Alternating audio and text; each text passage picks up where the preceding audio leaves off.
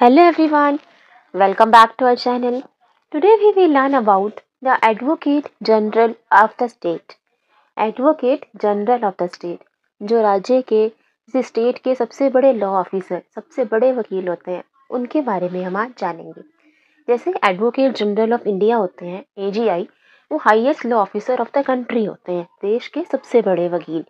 वैसे ही advocate general of the state राज्य के स्टेट के सबसे बड़े लॉ ऑफिसर होते हैं। So let's start. Advocate General of the State. Article The Constitution Article 165 has provided for the office of the Advocate General for the state. संविधान के अनुच्छेद 165 आर्टिकल 165 में advocate general of the state के बारे में mention है। He is the highest law officer in the state. वो राज्य के सबसे बड़े वकील होते हैं, सबसे बड़े लॉ ऑफिसर होते हैं स्टेट में।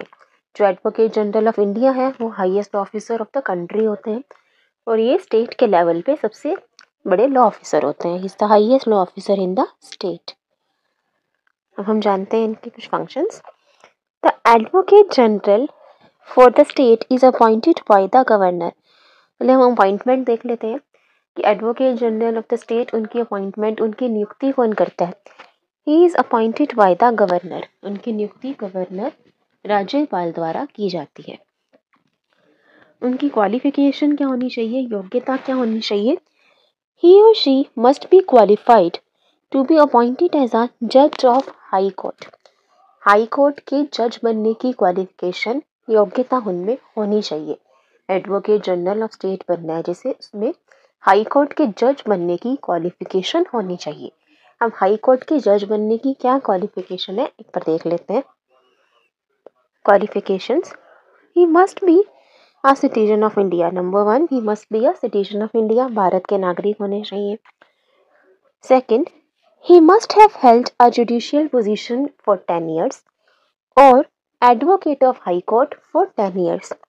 या तो वो 10 साल तक किसी जुडिशियल पोजीशन पे रहे हो या फिर 10 साल तक किसी हाई कोर्ट में वकील रहे हो। Advocate of high court for 10 years और जुडिशियल पोजीशन फॉर 10 years। या तो 10 साल तक किसी जुडिशियल पोजीशन में रहे हो या 10 साल तक किसी हाई कोर्ट में वकील रहे। हाई कोर्ट में वकील का एक्सपीरियंस हो, एडवोकेट का एक्सपीरियंस हो 10 years का। ठीक है, तो पहला सिटीजन ऑफ इंडिया होना चाहिए। दूसरा, या तो जुडिशियल पोजीशन में रहे हो 10 years के लिए या एडवोकेट रहे हो हाई कोर्ट में 10 years के लिए, तो वो क्वालिफाइड होंगे। हाई कोर्ट के जज की क्वालिफिकेशन होगी ये। और अगर उन्हें advocate general of the state बनना है तो उसके लिए हाई कोर्ट के जज की क्वालिफिकेशन, मतलब ये क्वालिफिकेशंस चाहिए। ठीक है, हम जान लेते हैं टर्म ऑफ ऑफिस, उनका कार्यकाल कितना होता है। टर्म ऑफ ऑफिस क्या है। The term of office of advocate general is not fixed by the constitution. Constitution में कोई फिक्स टर्म नहीं दिया हुआ कि 5 साल 4 साल इतना कार्यकाल होगा, कोई फिक्स टर्म मेंशन नहीं है कॉन्स्टिट्यूशन में। ही holds office during the pleasure of the governor. मतलब गवर्नर जब तक चाहे तब तक वो अपने पोजीशन पे रह सकते हैं।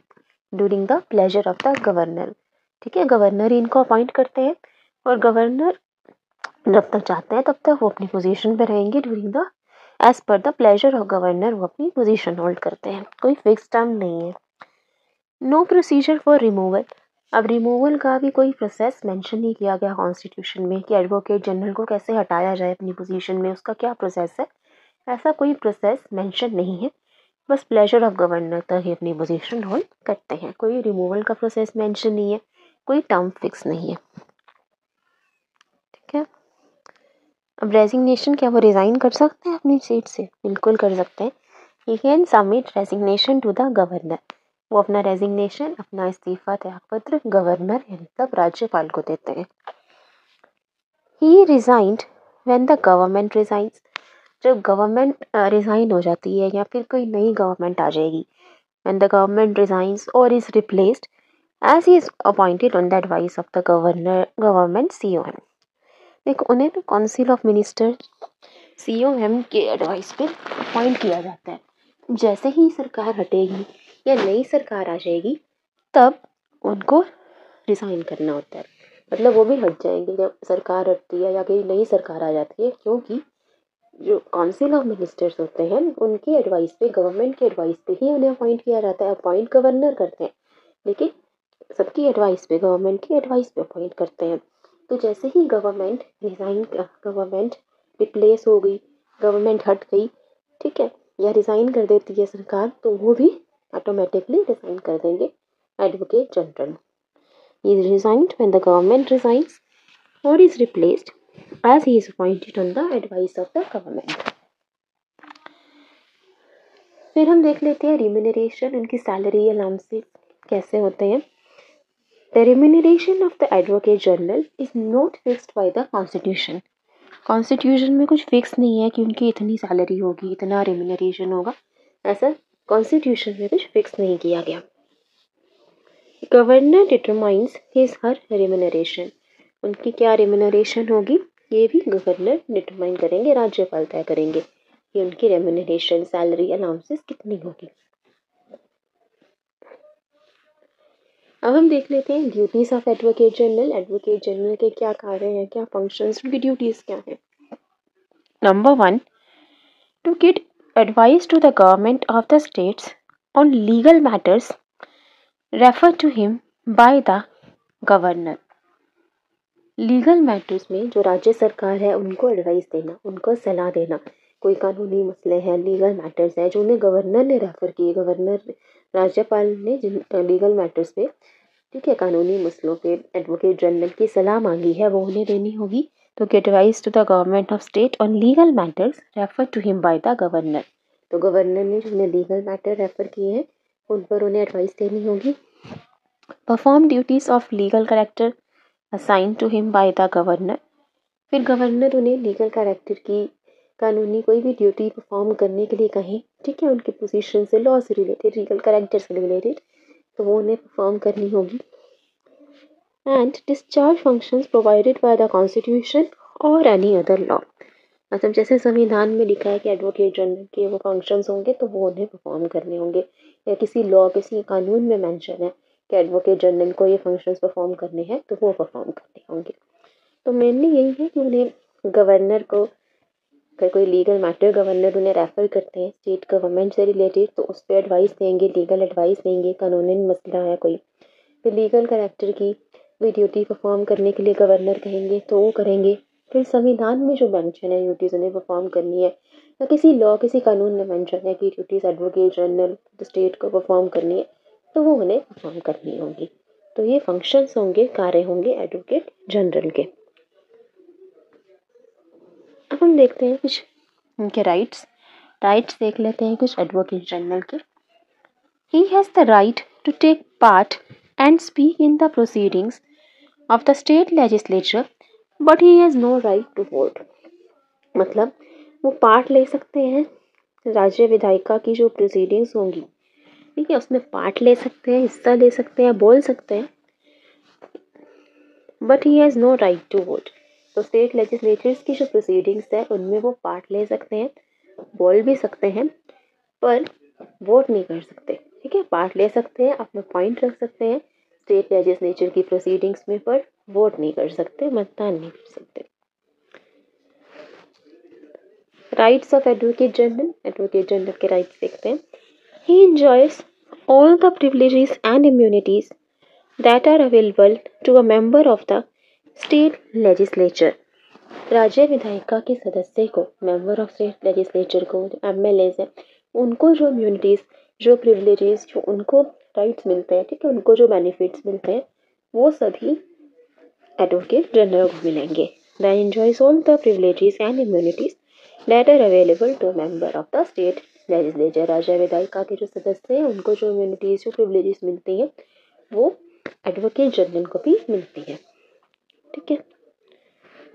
So that's about the Advocate General of the state। पर क्विकली रिवीजन कर लेते हैं। Advocate general of the state, article 165 the constitution में मेंशन है एडवोकेट जनरल के बारे में। ये हाईएस्ट लॉ ऑफिसर होते हैं स्टेट के सबसे बड़े लॉ ऑफिसर, सबसे बड़े वकील कह सकते हैं।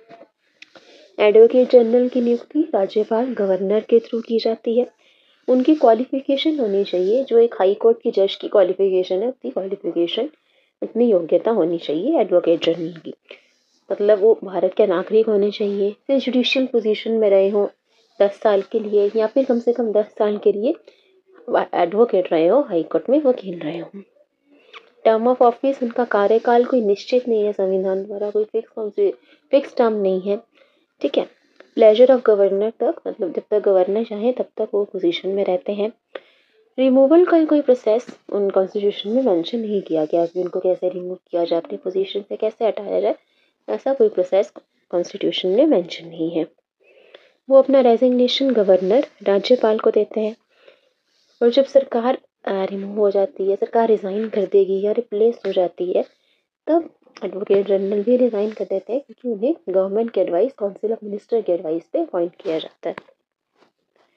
उनकी रेम्यूनरेशन सैलरी फिक्स नहीं है, कॉन्स्टिट्यूशन में कुछ फिक्स मेंशन नहीं किया गया। गवर्नर डिसाइड करते हैं, गवर्नर तय करते हैं कि उनकी क्या रेम्यूनरेशन, क्या पे होगी, क्या सैलरी रहेगी। ड्यूटी क्या होती है एडवोकेट जनरल की, कि जब भी गवर्नर किसी लीगल मैटर पे एडवाइस मांगते हैं, उनके कोई कानूनी मसला पर उनकी सलाह चाहते हैं, तो वो एडवोकेट जनरल को देनी होगी। फिर लीगल करेक्टर से रिलेटेड ड्यूटीज़ जो गवर्नर उन्हें परफॉर्म करने के लिए कहें, वो परफॉर्म करनी होगी। फिर जैसा संविधान या किसी कानून में लिखा है कि एडवोकेट जनरल की ड्यूटीज़ है, तो वो ड्यूटीज़ उन्हें परफॉर्म करनी होती हैं। उनके पास राइट्स क्या है कि वो पार्ट ले सकते हैं प्रोसीडिंग्स ऑफ स्टेट लेजिस्लेचर, राज्य विधायिका की जो प्रोसीडिंग है, जो मीटिंग है, उसमें पार्ट ले सकते हैं, लेकिन वोट नहीं कर सकते।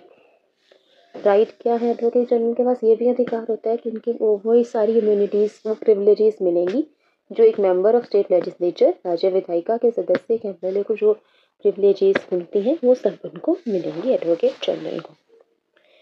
So I hope you like it and understood about the Advocate General of the state.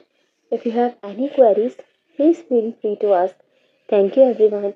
Please like, share and subscribe. Have a nice day. Thank you.